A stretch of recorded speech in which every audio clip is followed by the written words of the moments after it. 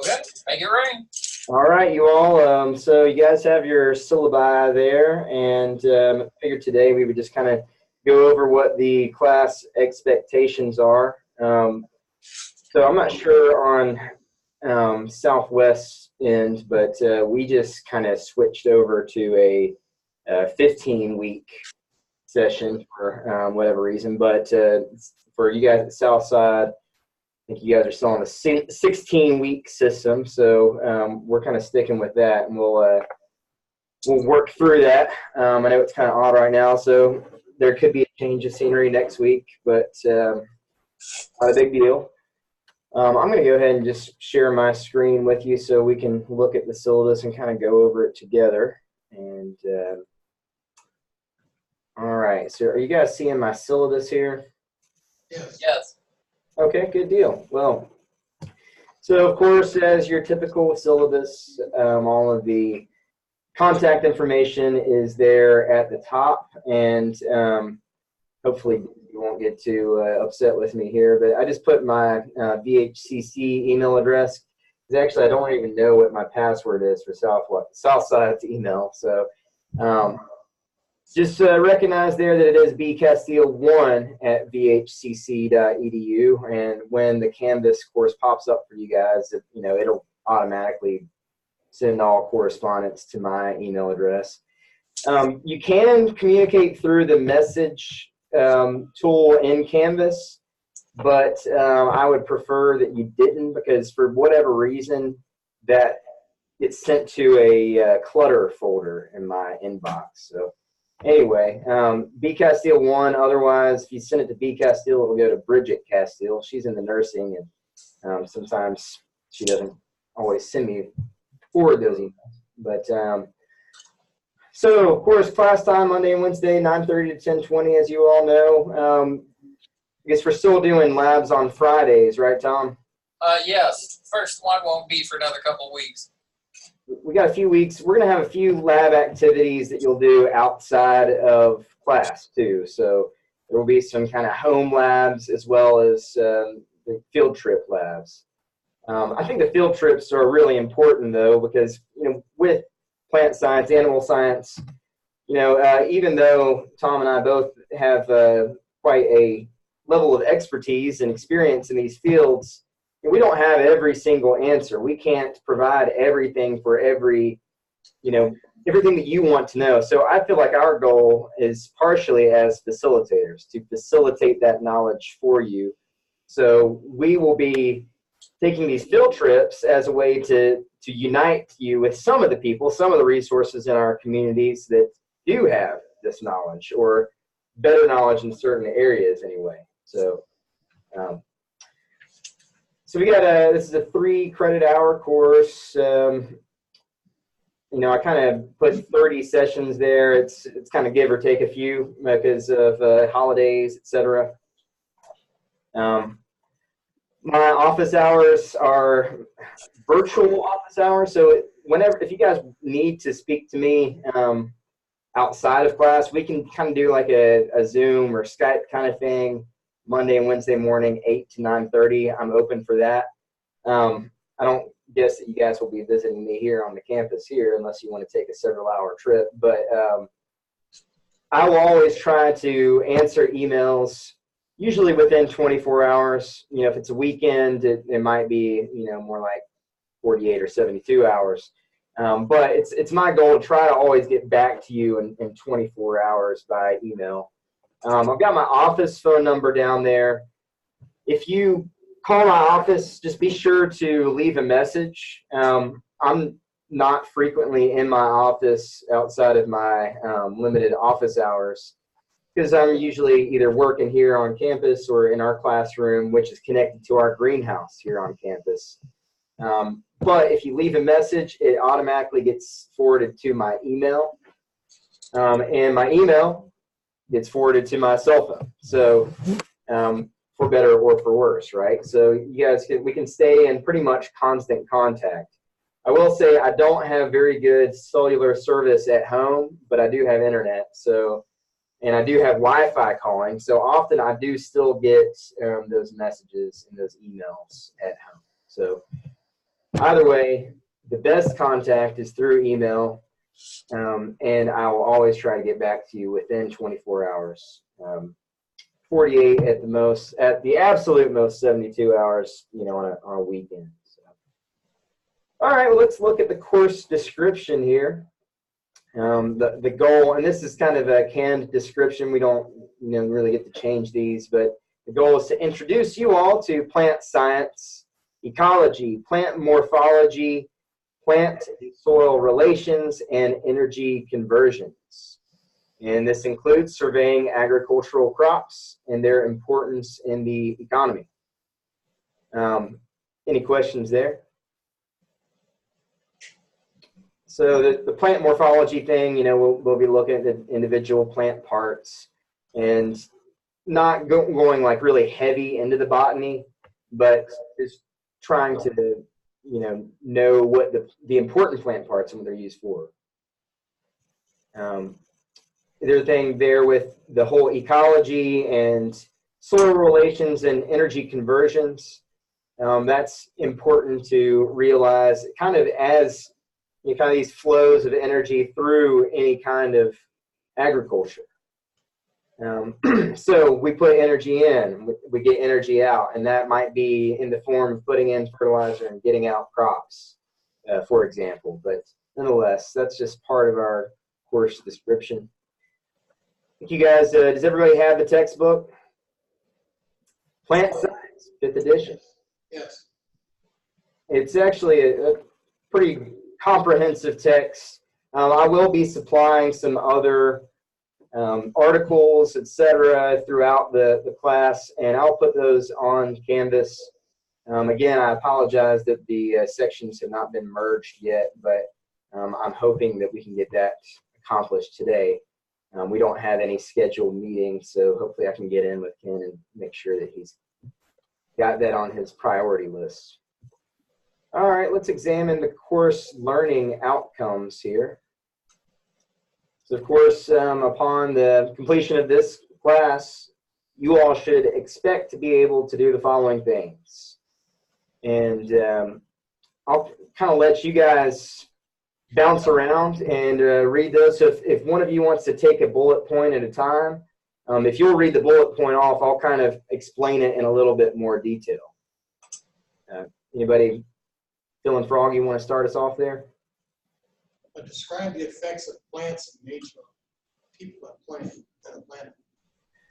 Yeah, so I think, one of the things that we forget about agriculture is the culture part. We're not just growing crops just to grow crops. We have to grow them in order to be used in some manner, whether that is being fed to an animal or that, crop is being consumed by people. Either way, how does our, agriculture and our interactions with plants affect the natural ecosystem, as well as, how do we interact with those crops? All right, next bullet point.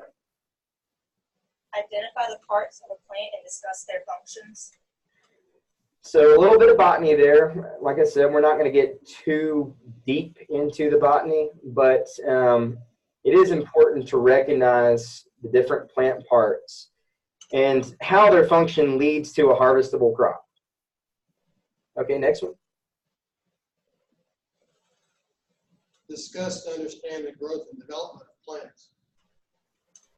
Absolutely. So how do they grow? How do they develop?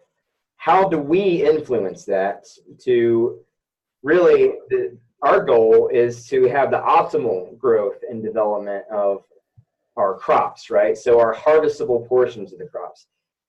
One, how do they grow and develop on their own? And then how do we influence that development?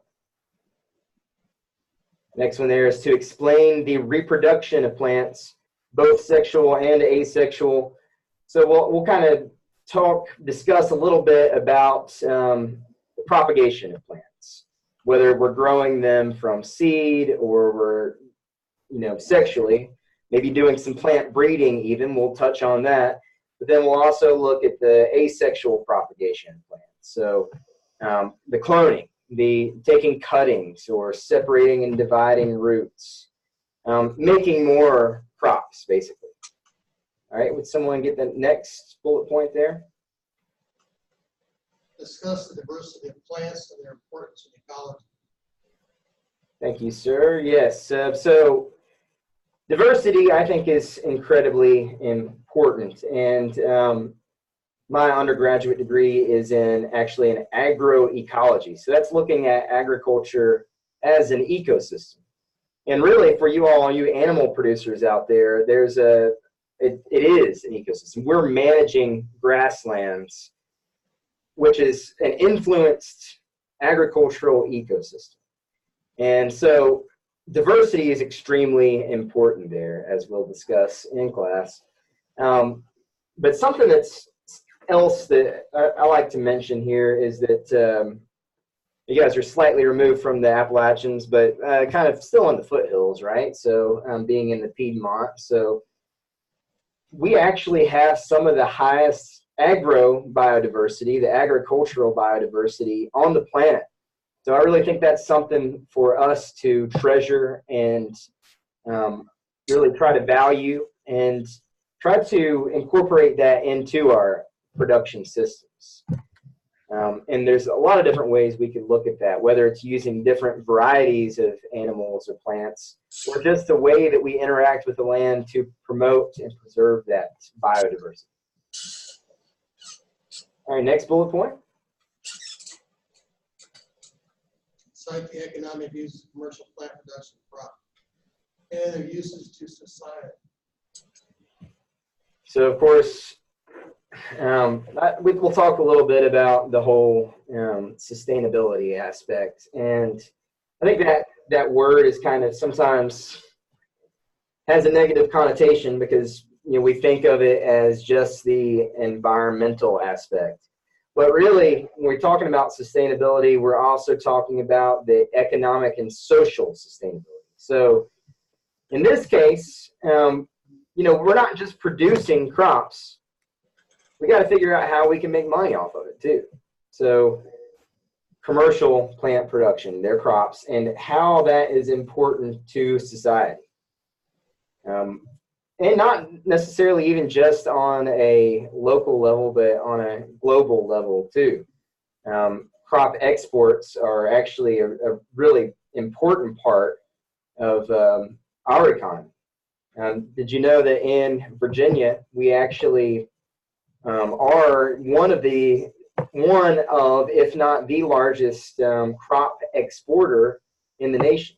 It's a huge part of our agricultural economy. And partially because we have such a strong port system on the coast. All right, next bullet point.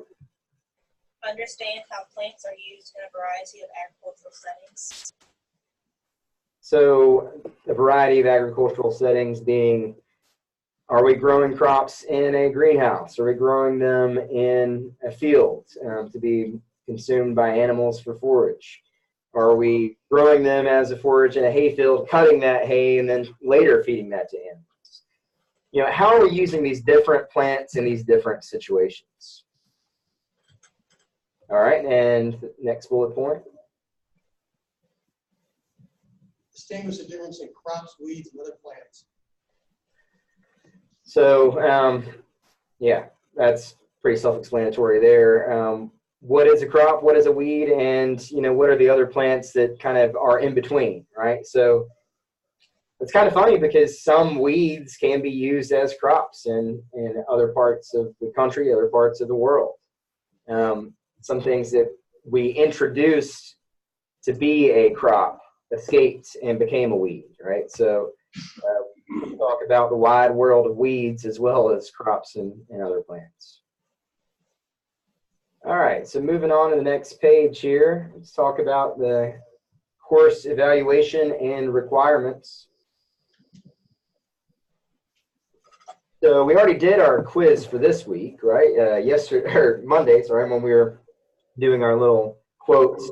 I'll give you guys all credit for that, right? Okay, anyway, we will do a quiz each week, and it will be available through Canvas, and it'll be relevant to the subject matter being discussed that week. They're all going to be 10 questions worth 10 points each, and in total, count for 20% or 1/5 of your final grade. So we do those through Canvas, one, so we can keep track of them. It's a little bit easier to, they automatically are graded, right? Although Canvas makes mistakes too. So I will look over those.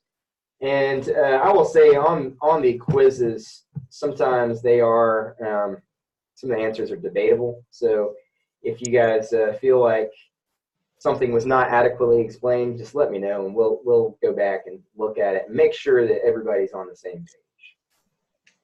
So that's 1/5, 20% of the grade. Next is our crop project. So each of you will select a particular crop to research. That can be anything.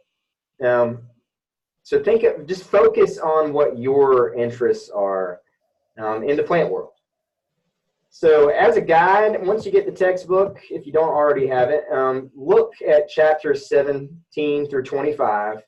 And we're not actually going to be covering those chapters as presentations in the class because it really delves into, different crops and crop areas. So use those as kind of a starting off point for your crop projects. You're not limited to the crops in those chapters, but you can use those kind of as a springboard to figure out maybe what you want to look at.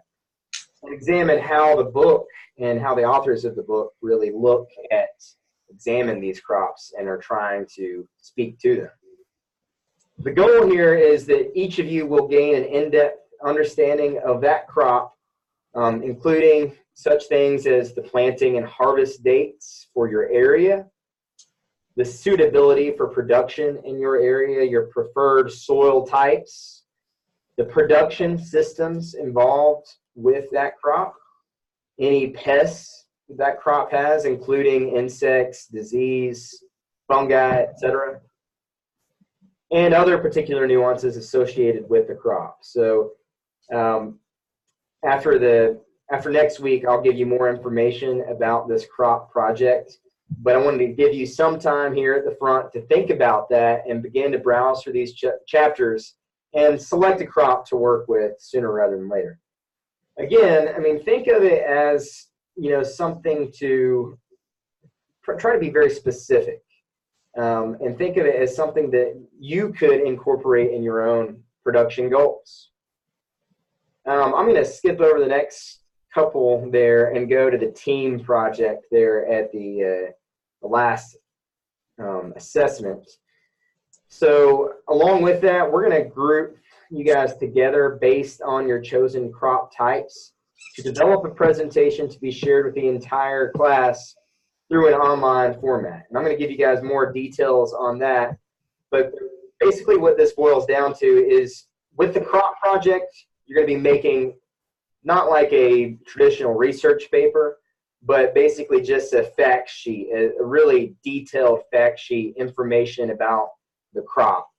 We're going to share those with each other, and then we're going to get together in small groups, and you're going to develop a little presentation comparing and contrasting the two crops that you guys have. So hopefully we have an even number. If not, then we'll figure out a way to get together and make sure that it's all even. Everybody gets something out of it. That'll kind of be like on an online presentation. So we'll kind of show you guys how to do like a little video recording for that. All right, so don't get too concerned about that, but nonetheless, think about what crops you're interested in, and then we'll pair you up later on. All right, next, the lab assignments. So there will be a write-up assignment associated with each lab, and we'll give you more details on that as the lab schedule is developed.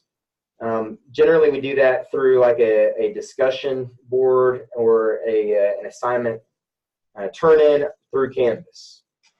So it's a reflection exercise on each of your labs. And then finally, we will have exams. There will be 2 exams, one midterm and one final exam. So each exam will be 50 questions worth 1 point each, together 100 points.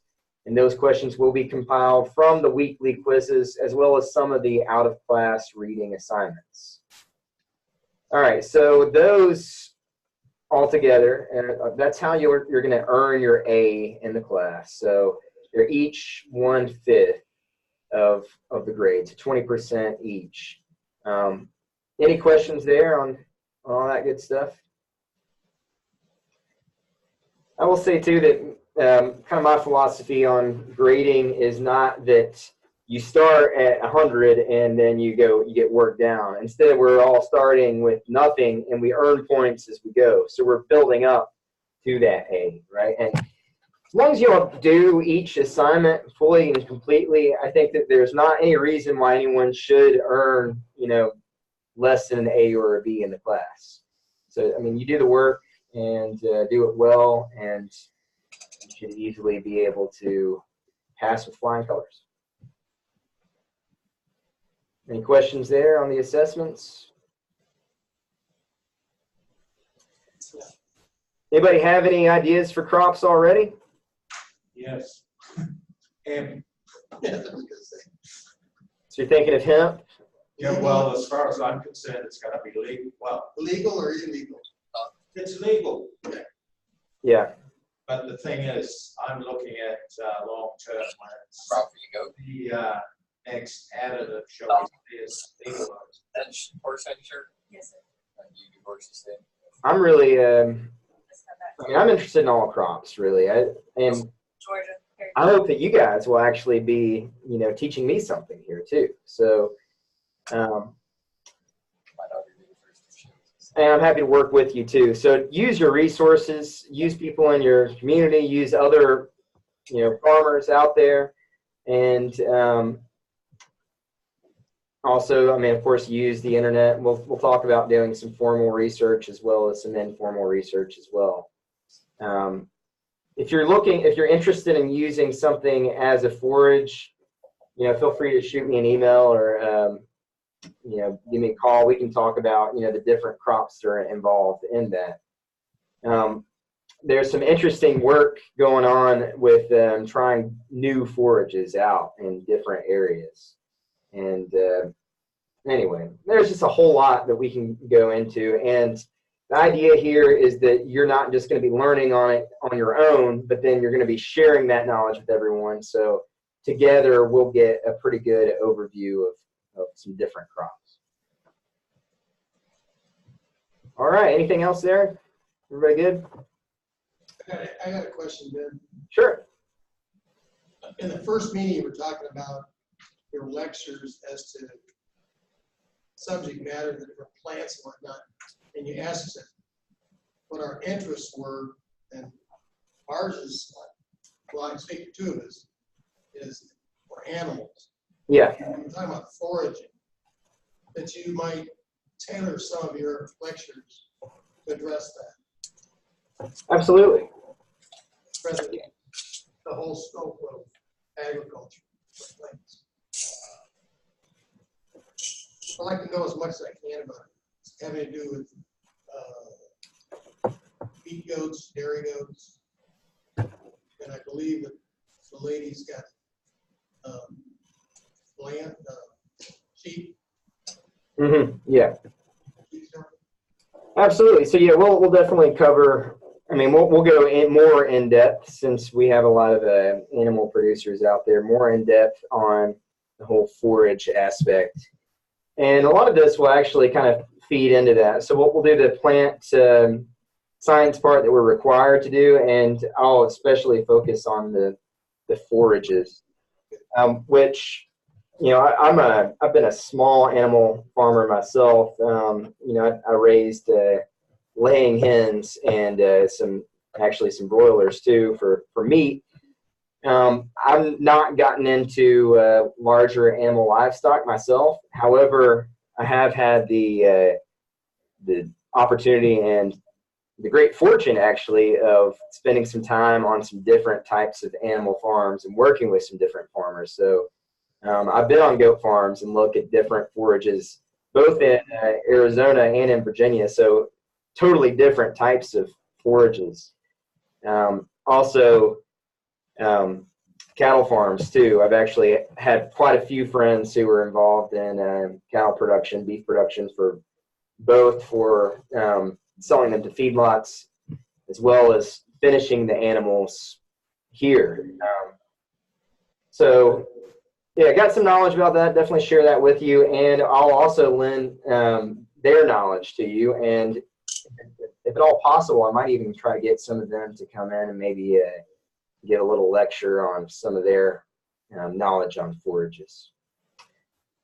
I'm really interested in the native warm season grass. Does anybody work with that at all? Or, you know, most of our forages in our region, we do a lot of cool season grasses.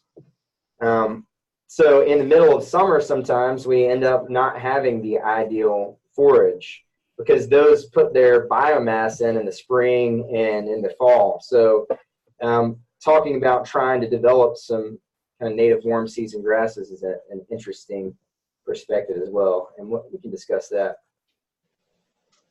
All right, well, let's get into the other required parts here. The attendance policy. The Southside has an attendance policy requiring that students miss no more than 20% of the scheduled class meetings. That being said, since we are kind of in this kind of hybrid format, really it's up to you guys. It's your responsibility to get the work done. I'm not really going to be keeping a regular attendance, especially considering we have some online students. So if you missed the lecture, you have the ability to go back and watch it. So making up the work, in my opinion, is your responsibility. If you missed, then that's on you. How do you feel about that, Tom? You have any input there? Oh, I'm fine with that. So we say that if you miss more than 20% of the scheduled class meetings, you will be dropped from the course with a grade of a W or F, depending on the date last attended. I will say the really important thing for you guys is the labs. So we only have a certain number of labs scheduled. It's really important to do those. We'll work with you though. I mean, if you have to miss a lab, then we'll try to figure out some other way to get that work in. We had some students last year who, were in the online section or were kind of removed from the class, and so they figured out how to do labs that were very similar without actually, going with the group. So anyway, just do the work, right? That's the big thing. When will your labs be? So once the lab schedule is developed, there will always be on Fridays, and I think last year we did like every other Friday, right, Tom? Yeah, it's mostly going to be every other Friday. There's a couple of things that we do that the date is like set in stone, like when we go to the bull sale, that there's no change that date. So there may be a couple times where we have a 3-week break and a couple times we go 2 weeks in a row. But like I say, we're working on it. Hopefully we'll have it nailed down in a week or so. So we talk about in conjunction with Professor Stale. Yeah, for the lab trips, I'll be coordinating those. I'll be the quarterback for those. And as far I'll be coordinating transportation and all that kind of stuff. And generally, sort of our rule, ideally, is the report that you do, we'll give you a week after we do the lab activity. So when we do it on Friday, September 9th, then you need to get your report in by the 16th. We're not that cranky about it, but the longer you wait, the easier it is for you to forget what you saw. And it's a whole lot harder to write that report. So yeah, I would recommend taking a little notepad with you and making notes while you're out there in the field. And then when you get home, kind of writing a little bit more in depth about it. I had some students that, they'll take their phone and they'll take pictures just to help them remember what they saw and that kind of thing too. Pictures are great. When we do our field trips here, I'm going to try to. Actually, I did get a GoPro for us, so I'm going to try to video our labs as well. We actually just had I guess kind of a, technologically speaking anyway, a world-class dairy open up in the county.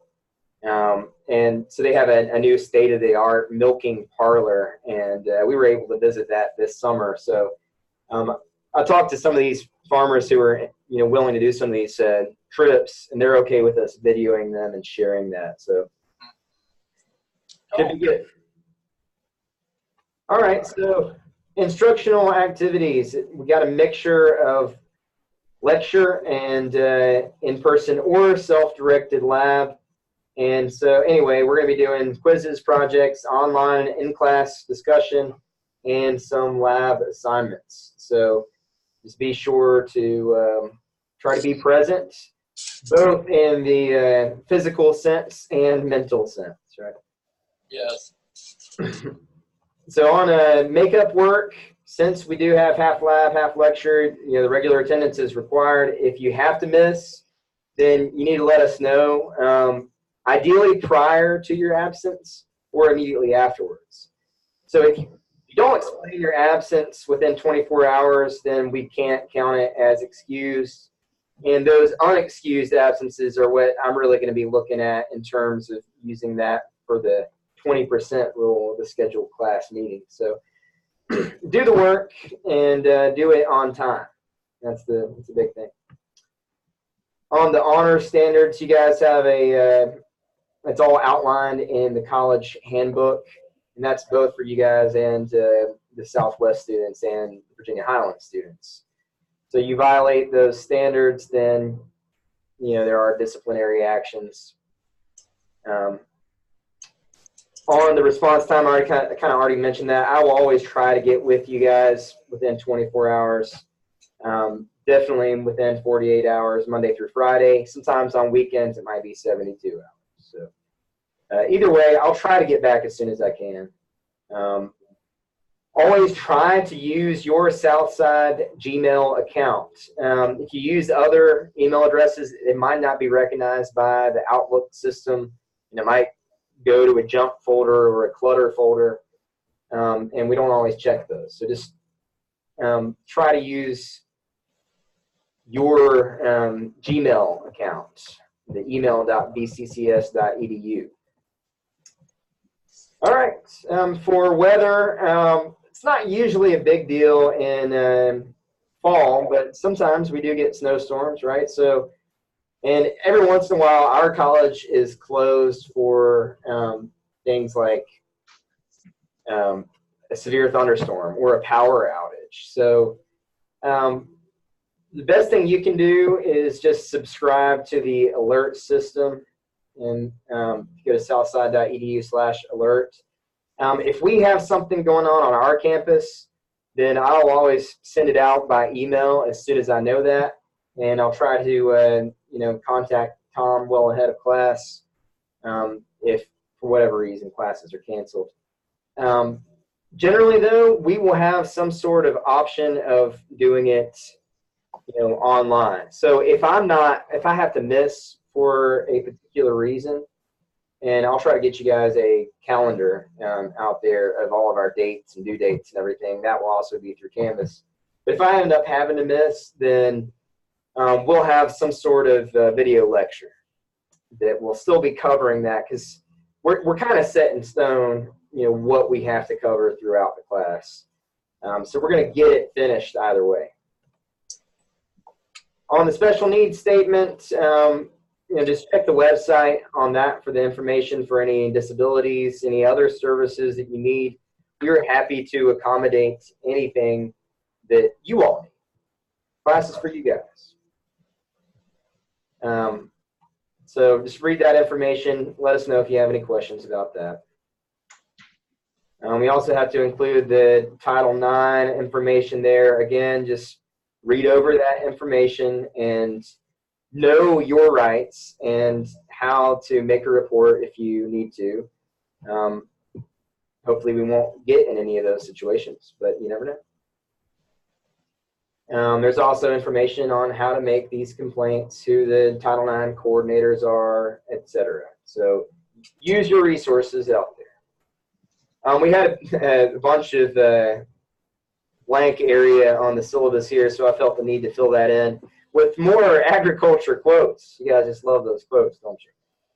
Anyway, there's some good information there. We've got our presidential quotes as well as some other quotes as well. So put that in there. All right, next we got a schedule of the topics covered. So these are the topics covered in the course during the semester. I see that the course schedule is subject to change, and that is in conjunction with your needs and my needs. So this stuff can change. I want to customize it for what you guys want to learn. So if there are particular areas, if I'm not doing enough to address what you want to know about, animal forage, be sure to let me know, and I'll try to incorporate more of that in there. And Yes, sir. we got a complaint from next door. We're too loud. Oh, we're too loud. Oh. Okay. If you click on the volume thing by the clock there on the computer screen, generally I found last semester if we set the volume at about 25, they would be okay. But the people next door are kind of sensitive. Sorry, guys, next door. Yes. I'm really happy. Yes. How's that? That's 25. Is that better? You'll have to turn my hearing aid up. We'll all sit around like this. I have a question. On week 6, you're going to cover soils. Mm-hmm. Will the knowledge that you get out of that lecture be sufficient to analyze the soil analysis report? Yeah. Well, actually, and if you guys want to, I would actually recommend sending off soil tests to Virginia Tech or Virginia State University. Virginia Tech has a really good laboratory. You get with your cooperative extension agent. And Yeah, I've done all that, but I had a soil analysis done on a property that I have in New Zealand, Oh, okay. and I'm not totally familiar with out there. And I got the report, and I was going to go around to Blackstone and see whether they could quickly look at it and say what is required remedial. Right. Because I want to put more cattle on the operation. Mm-hmm. Well, I would say, if you could actually, if you have the chance, you get with someone, I'm sure there's a scanner available there. If you could scan that, or if you have it in an online format, if you could email that to me, I'd be happy to take a look at it and help analyze it before then. But yeah, we actually have 2 classes there, week 6 and then also week 12, where we talk about soils. So on week 6, we'll be talking more, soil texture, some of the basics there, and we'll do like a little hands-on lab at home, dealing with some soil stuff there. On week 12, we talk a little bit more about soils in reference to fertility management. So, I will say we give it a good introduction, but I'm going to give you guys a bunch of resources too. So, things that you might not necessarily have to do to, finish the quiz and get the grade in the class, but things that will be helpful to you to help analyze some of those soil test results. Sometimes they are a little, it's like a foreign language sometimes. So, Do they go for groundwater as well? You can do tests for groundwater. It's a totally different entity, though. You wouldn't send that to Virginia Tech. Instead, usually the Department of Health, you can look at groundwater testing. We will definitely be talking about water resources, though, and what you need to look for in terms of water quality for using it for irrigation or just for water quality in general. So yeah, there's basically just an outline of what we're covering each week, and I just have the subject of that week, and these kind of correspond to the chapters in the book. So ideally, if you would read the chapter of the book ahead of time. So, right now this the rest of this week and weekend, if you're reading, you know, the first chapters there in the history and issues in plant science, next week when we cover it in the lecture, we'll be hitting the highlights. And then that way you'll have a better chance of, you know, asking questions and understanding the subject matter a little bit better. So, Are you gonna have any PowerPoints? yeah, there will be lots and lots of PowerPoints, whether that's good or bad. And I'll always try to post those a week in advance. So here at the, expect as soon as we have our Canvas up, you'll have Module 1, and in it will be the PowerPoint for next week. It'll be highlighted, and I'll also have it to where you can print off the slide sheet and fill in notes on it too, if you want to. All right, so just look over those, and again, you know, if you have particular interests about those that you would like to be addressed, you try to do the reading in advance. That way, if something wasn't covered in the book, you don't think it'll be covered in the lecture, you can get with me and say, hey, I didn't quite understand this, or can you elaborate on this in the lecture? And I'll be happy to, you know, kind of customize that to your all's interests. But that's our roadmap there. On the next page, we just have the important dates for the semester. Keep that kind of handy. And then finally, we just have a little signature there. And you can just sign that and turn that into Tom, so that way we know that you guys understand what's going on with the syllabus and all the expectations are met. All right, well, we kind of got through the syllabus there, and hope everybody has pretty clear expectations. Again, feel free to email me. We're actually out of time, so any questions, comments, concerns, gripes, or grievances you guys have, shoot them my way, or talk to Tom about them, and we can get together and make sure that you guys are getting out what you need out of this class. Yep, what he said. Thank you. Thank you, guys. We'll look forward to seeing you next week. And as soon as we end, I'm going to get on the phone here with Ken and see about getting these Canvas sections merged. Okay, cool. Thank Well, you. Take care. Have a good class. Yep, you too. See some of y'all in a few minutes. Bye. Bye-bye.